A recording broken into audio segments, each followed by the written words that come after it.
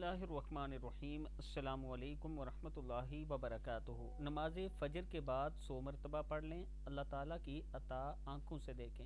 یعنی نماز فجر کے بعد اگر آپ یہ دعا 100 مرتبہ پڑھ لیتے ہیں تو اللہ تعالیٰ آپ پر رزق کی برسات کر دے گا۔ پڑھنا ہے لا حول ولا قوت الا باللہ العلی العظیم۔ جو شخص نماز فجر کے بعد 100 مرتبہ پڑھے گا تو اللہ جل شانہ اس کے رزق میں ترقی عطا فرمائیں گے۔ اللہ پاک کے فضل سے رزق ایسا آئے گا جیسے آسمان سے بارش برستی ہے۔ پڑھنا آپ نے ایسے ہے کہ اول آخر 3 مرتبہ درود شریف پڑھ لیں۔